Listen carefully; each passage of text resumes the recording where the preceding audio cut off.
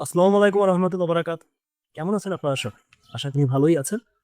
তো আলহামদুলিল্লাহ আজকে আপনাদের এই যে সিভিল সার্জন কার্যালয় যেটা আছে তার অধীনে এই যে স্বাস্থ্য সহকারী যে পদটা আছে এই পদে যে পরীক্ষাগুলো হয় সেই পরীক্ষাগুলা কেমন হয়, তার সাজেশনটা কেমন হতে পারে বা পরীক্ষাগুলোতে কি কি আসতে পারে, পরীক্ষাটার সিস্টেমটা কেমন এবং কারা পরীক্ষা দিতে পারবেন, এই সব কিছু নিয়েই প্লাস বুক লিস্ট সবকিছু নিয়েই হচ্ছে আপনাদের সাথে আজকে আসা আমার। তো দেখুন, এই সিভিল সার্জন কার্যালয়ে যে পরীক্ষাগুলো হয় সেই পরীক্ষাগুলো হয় হচ্ছে ওয়ার্ড ভিত্তিক নিয়োগ। অর্থাৎ আপনি যে পৌরসভা বলেন, যে পৌরসভার অধীনে আপনি পরীক্ষা দিবেন, সেই পৌরসভার যে ওয়ার্ড, ওই ওয়ার্ডই আপনার মানে যদি এনআইডি নাম্বারে যদি বা জন্ম নিবন্ধনে যদি ওই ওয়ার্ড আপনার থেকে থাকে এবং যদি সেটার অধীনে আপনাকে আবেদন করতে বলা হয়, তাহলেই শুধুমাত্র আপনি আবেদন করতে পারবেন এবং পরীক্ষা দিতে পারবেন। ঠিক আছে? এবং এই পরীক্ষাটা হচ্ছে ১৬তম গ্রেডের। ওকে? এবং ১৬তম গ্রেডের মানে এত মানে ভালো মানের এবং নিজ জেলা বা উপজেলাতে বা ওয়ার্ডে থেকে এই ধরনের চাকরি করা খুবই আসলে এটা একটা ভাগ্যের বিষয়। এবং শুনলে আরো অবাক হবেন, যেহেতু এই পদে পরীক্ষা দেওয়ার জন্য এসএসসি বা সমমান পাস প্রয়োজন পড়ে, সেক্ষেত্রে আপনার আবেদনের পরিমাণ এই পদের যে পরীক্ষাগুলো হয়, সেই পদে আবেদনের পরিমাণটা অগণিত থাকে। তার মানে আপনি যদি প্রাইমারি আবেদনের দিকে দেখেন, প্রাইমারিতে তো অসংখ্য আবেদন হয়। তা ওটা তো একটা অসংখ্য আছে। কিন্তু এইটাই হয় হচ্ছে অগণিত। বুঝতে পেরেছেন? তার মানে যেহেতু এসএসসি বা সমমান পাস নিশ্চয়ই বুঝতে পেরেছেন এটার চাহিদাটা তাহলে কতটুকু। তো খেয়াল করেন ২০২৪ সালে কয়েকটা জেলাতে এই পরীক্ষা হয়েছিল। দেখুন জেলাগুলো একটু খেয়াল করেন। মৌলভীবাজার, জামালপুর, মাদারীপুর, সিলেট, নড়াইল, সুনামগঞ্জ, রাজবাড়ী, ঠাকুরগাঁও, মাগুরা, এই যে জেলাগুলো বললাম, এই জেলাগুলোতে এই পদের পরীক্ষাগুলো হয় এবং এই সবগুলো ছিল লিখিত পরীক্ষা। এবং এর মানবন্টনটা ছিল এরকম যে ৯০ মিনিট বা ১.৫ ঘন্টা এবং ৮০ মার্কের। বুঝতে পেরেছেন? অর্থাৎ ১.৫ ঘন্টা ৮০ মার্কের পরীক্ষা। অনেক জায়গাতে মাঝে মানে মানবন্টন এবং যে সময় এটা একটু এদিক সেদিক হইছে। বাট এই যা বললাম তার 99% ই হচ্ছে এই ৯০ মিনিটে ৮০ মার্কের পরীক্ষার মধ্যেই পড়বে। আপনার যে জায়গাগুলোর কথা বললাম। তবে ২০২৪ সালে কুমিল্লা সিভিল সার্জন যে কার্যালয়টা ছিল, সেই যে কার্যালয়ের যে আপনার স্বাস্থ্য সহকারী যে পরীক্ষাটা হয়েছিল, সেইখানেও আপনার ৯০ মিনিটে ৮৫ মার্কের পরীক্ষা অনুষ্ঠিত হয়। বুঝতে পেরেছেন? ৮৫ মার্কে, ৮০ মার্কের না। তার মানে ৮০টা ছিল এমসিকিউ এবং ৫ মার্ক ছিল হচ্ছে লিখিত। বুঝছেন? তার মানে ওই এমসিকিউ এর মধ্যে যে ওএমআরটা দেওয়া হয়েছে ওখানে একটা অপশন দেওয়া ছিল, ফাঁকা জায়গা ছিল, ওইখানে কিছু লিখিত জিনিস আসছিল। যতদূর জানি আমি ওই মানে যে প্রাথমিক যে স্বাস্থ্যসেবা তার উপরই কিছু জিনিস লিখতে আসছে। ওইগুলো লিখতে হয়েছে। এটা একটা ব্যতিক্রম ছিল। তবে সাধারণত এরকম হয় না। যেটা বললাম আরকি যে লিখিত পরীক্ষা এরকমই হয়। এখন খেয়াল করেন যে এই পরীক্ষাগুলো তাহলে কেমনভাবে হয়? লিখিত প্লাস ভাইবা। ১ম কথা হচ্ছে তাই। বোঝাই যাচ্ছে যেহেতু লিখিত পরীক্ষা ৮০ মার্কে, তাহলে ভাইবা নিশ্চয়ই ২০ মার্কে হওয়ার কথা। বুঝছেন? অর্থাৎ এই টোটাল মিলে ১০০ মার্ক। এটা আমি যতটুকু বুঝলাম। যদি এখানে ১০ মার্ক করা হয় তাহলে আলাদা কথা। তাহলে ২০ মার্কই হওয়ার কথা। আর ২০২৫ সালে কিছু নিয়োগ সার্কুলার দেওয়া হয়। সেগুলো পরীক্ষা অনেক জায়গায় আটকে আছে, অনেক জায়গায় হয়ে গেছে। সেই জেলাগুলো ছিল হচ্ছে চট্টগ্রাম, চাঁদপুর, ঝিনাইদহ, দিনাজপুর, পিরোজপুর, লালমনিরহাট, কক্সবাজার, বরিশাল এবং নরসিংদী। বুঝতে পেরেছেন? তো খেয়াল করেন এইখানে এই যে পরীক্ষাগুলো হলো, এই পরীক্ষাগুলো যেহেতু লিখিত মার্কের উপরে হয়েছে, আমি চেষ্টা করেছি তাই লিখিততে যে জিনিসগুলা সবচেয়ে জরুরিভাবে আসে, অনেক জায়গায় অনেক রকম এসেছে। আর সেখানে যেগুলো সবচেয়ে জরুরি সেই জায়গাগুলো আপনাদের সামনে তুলে ধরার। তো একটু খেয়াল করবেন। আমরা তাহলে সেখানে চলে যাই। দেখুন বাংলাতে তাহলে দেখুন কি আসে। বাংলাতে ১ম এই আসে হচ্ছে এক কথায় প্রকাশ। অর্থাৎ আপনাকে মানে এক কথায় প্রকাশ দেয়া হবে, দিয়ে বলা হবে যে এটার অর্থ কি? বা ধরেন আপনি একটা এক কথা প্রকাশ দিয়ে বলল এটা লেখেন, এটা বিষয়ে লেখেন বা সেন্টেন্স তৈরি করেন। বুঝতে পেরেছেন? এইগুলা।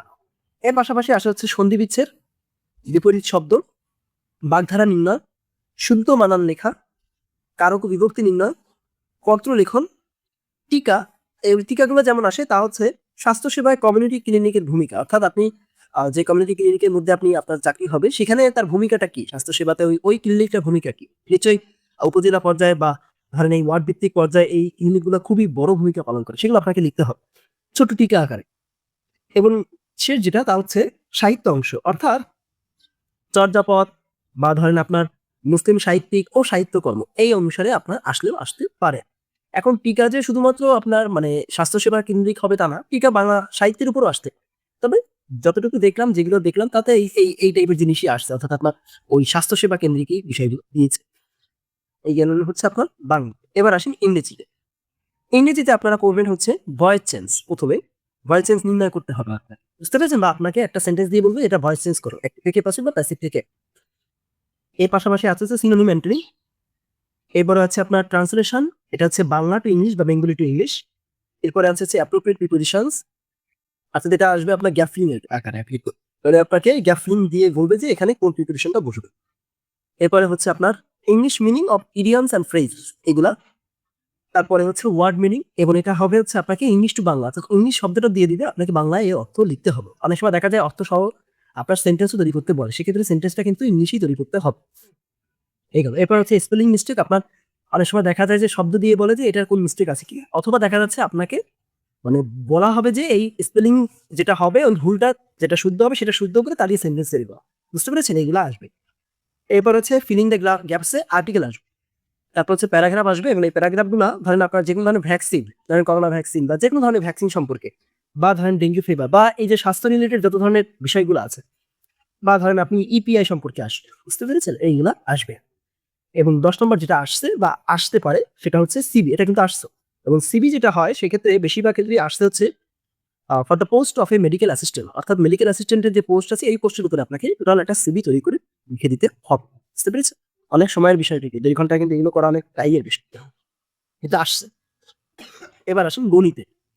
গণিতে আসবে হচ্ছে লাভ ক্ষতি, 2 নম্বর হচ্ছে মান নির্ণয়, 3 নম্বর হচ্ছে উৎপাদকের বিশ্লেষণ, 4 নম্বর হচ্ছে শতকরা, 5 নম্বর হচ্ছে ঐকিক নিয়ম, 6 হচ্ছে চৌবাচ্চা, 7 হচ্ছে পিতা পুত্র, 8 হচ্ছে ক্ষেত্রফল, 9 হচ্ছে সরল সমীকরণ, এবং 10 হচ্ছে চিত্র সহ সংজ্ঞা। অর্থাৎ যেমন ধরেন সামান্তরিক, বা ধরেন বিভিন্ন ধরনের ত্রিভুজ বা রম্বস বা ট্রাপিজিয়াম বা যাই আসুক, এই টাইপের যে সংজ্ঞাগুলো আমরা ছোটবেলায় পড়েছে, অর্থাৎ ক্লাস 10 লেভেল পর্যন্ত যে ধরনের জিনিসগুলো থাকে সেইগুলো এখানে দেওয়া হয়।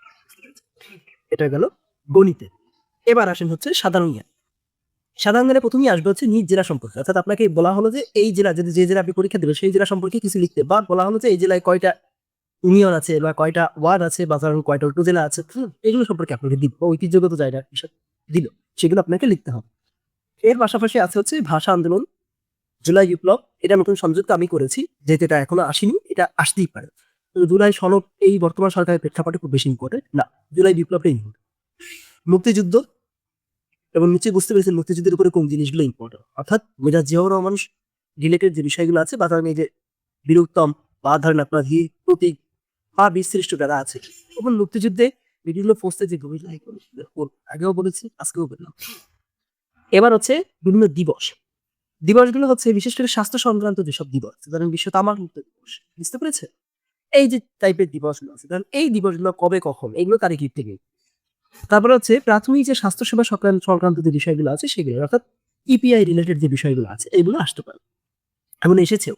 অবশ্যই সেটা হচ্ছে সাম্প্রতিক ঘটনা প্রবাহ, অর্থাৎ আপনার বাংলাদেশ প্লাস আন্তর্জাতিক সাম্প্রতিক যে ঘটনা প্রবাহগুলো হচ্ছে প্রতিনিয়ত, এগুলো সম্পর্কে আপনাকে দিতে পারে। এবং এক্ষেত্রে বেশিরভাগ সময় যেগুলো হয় তা আছে কোন সম্মেলনটা কোথায় হয়েছে, কোন চুক্তিটা কখন হলো, বা দেখা যাচ্ছে আপনার কোন খেলাধুলার যদি কোনো বড় মানে অনুষ্ঠান থেকে থাকে বা মানে টুর্নামেন্ট থেকে থাকে, সেগুলো কবে অনুষ্ঠিত হতে পারে সেই ডেট সহ কয়টা দল অংশগ্রহণ করবে, এই জিনিসগুলোই বেশিরভাগ ক্ষেত্রে আসছে, বুঝছেন? আচ্ছা, এই গেল হচ্ছে আপনাদের সাজেশন। ওকে, এবার আসেন হচ্ছে আপনাদের বুক লিস্ট, কি কি পড়ব। দেখুন আমার হাতে দুটা বই আছে, এখানে দেখেন এটা হচ্ছে লেকচারের নিয়োগ সহায়িকা, এটা হচ্ছে কেমন অফিস সহায়ক বা অফিস সহকারী প্লাস কম্পিউটার অপারেটর, এই যে নিয়োগ সহায়িকা বইটা আছে এটার এমসিকিউ হচ্ছে এইটা। এখন এই বইতে যে শুধু এই গ্রেডের বা এই চাকরি বা এই পদের যে আছে তা না, এখানে আপনাদের যে পদ অর্থাৎ স্বাস্থ্য সহকারী থেকে শুরু করে আরো অনেক কিছু এখানে দেওয়া আছে। এমসিকিউ যে পরীক্ষাগুলো হয়েছে তা, অর্থাৎ এটা এক টাইপের জব সলিউশন টাইপের, এখানে সবকিছু আপনারা পেয়ে যায়। এটা গেল এখানে। এর পাশাপাশি আপনারা আপনারা যেটা লাগবে এটা হচ্ছে লেকচারের এই যে সেম বইটা তার লিখিত সহায়িকা, অর্থাৎ এইখানে কিন্তু এগুলো আছে। যেমন ধরেন আমি যদি আপনাদের দেখাই, কতটুকু দেখতে পাবেন আমি জানি না, তবে একটু খেয়াল করলে বুঝতে পারবেন। যেমন দেখেন আমি কিন্তু আন্ডারলাইন করেছি, এই যে সিভিল সার্জনের 24 সালে যে পরীক্ষাগুলো হয়েছিল সেগুলো সব কিন্তু এখানে টোটাল দেওয়া আছে, দেখছেন? আরো এরকম অনেক কিছু আছে, অর্থাৎ প্লাস অন্যান্য পদের পরীক্ষাগুলো দেওয়া আছে। এইগুলো জব সলিউশন হচ্ছে এইটা, এখান থেকে আপনারা পড়তে পারেন। এর পাশাপাশি যদি আপনারা বিস্তারিতভাবে পড়তে চান, তাহলে এই জব সলিউশন বাদ দিয়ে আপনাদের জন্য প্রফেসরসের স্বাস্থ্য সহকারী যে নিয়োগ সহায়িকা আছে এটা করতে পারেন, পাশাপাশি যে ওরাকলের যে স্বাস্থ্য সহকারী নিয়োগ সহায়িকা আছে এটা করতে পারেন, অথবা আপনারা অর্কিডের যে স্বাস্থ্য সহকারী নিয়োগ সহায়িকা আছে এটা করতে পারেন। অর্থাৎ এই 3টা বা এই 4টা যে বইগুলো বললাম এগুলো থেকে পড়লেই হবে। যদি কেউ এই বইটা কেনেন তাহলে তা আপনার কিন্তু বিষয়ভিত্তিক আলাদা বই থাকতে হবে। অর্থাৎ আপনারা এই পর্যন্ত যা যা পড়েছেন লিখিতের জন্য সেই সব বিষয়ভিত্তিক বই থেকে এই টপিকগুলো দিয়ে চাচ্ছেন বললাম এগুলো পড়লেই হবে। আর যদি ওই বইটা কেনেন অর্থাৎ আপনার স্বাস্থ্য সহকারী বইগুলো যেগুলো বললাম প্রফেসর সুরাকল বরকিডে, সেখান থেকে আপনারা সরাসরি বিষয়ভিত্তিক আকারেও পেয়ে যাচ্ছেন। বুঝছেন? তো এই হচ্ছে আপনাদের আলোচনা। আশা করি আপনারা ধরতে পেরেছেন, বুঝতে পেরেছেন যে পরীক্ষাগুলো কেমন হয়, কোন পদ্ধতিতে হয় এবং পরীক্ষাগুলো কেমন ভাবে পাশ করা যেতে পারে। মনে রাখবেন এই যে ৮০ মার্কের পরীক্ষা, যেহেতু এখানে পদ সংখ্যা খুবই কম থাকে, এই ৮০ মার্কের ভিতরে যারা লিখিত কমপক্ষে অন্তত ৬৫ থেকে ৬৮ না পাবে বা ধরেন আপনি 60 র উপরে নাম্বার না পাবেন, তাদের কিন্তু আসলে চাকরি হবেই না। হয়তো ভাইবাতে ডাক করতে পারেন, চাকরি হবে। বুঝছেন? এখানে কিন্তু প্রচুর কম্পিটিশন, প্রচুর। যদি এসএসসি বা সমমান পাস বলেছে কিন্তু ওই অনার্স মাস্টার্স করা মানুষ এখানে এপ্লাই করেও তারাই দেখা যাচ্ছে চাকরি পায়। তো তাদের সাথে যদি টিক্কা দিতে হয়, যারা আপনারা ইন্টার পাস করছেন বা এসএসসি পাস করছেন, আপনাদের অনেক পড়াশোনা করুন। ভালো করে পড়াশোনা করুন, ভালো করে পড়াশোনা করে ভালোভাবে পরীক্ষাগুলো দেন। পরীক্ষাগুলো সামনেই আসবে, হয়তো আবার নতুন সার্কুলার আসবে। যদি কোনো নিয়োগের সার্কুলারে যেগুলো হয়ে গেছে 25 সালে, তার যদি পরীক্ষা বাদ থেকে থাকে সেগুলো ডেট দিয়ে দিবে এবং এগুলোর ডেট কিন্তু অনেক সময় মেসেজ নাও দেয়। আপনি কিন্তু ওয়েবসাইটে বারবার খোঁজ নেন। ঠিক আছে? আপনার জেলার যে ওয়েবসাইট আছে, সিভিল সার্জনের ওয়েবসাইট, সেখানে খোঁজ নেন। ঠিক? ভালো থাকবেন। পরবর্তীতে দেখা হবে। আজকে বিদায় নিচ্ছি। আল্লাহ হাফেজ। আসসালামু আলাইকুম ওয়া রাহমাতুল্লাহ।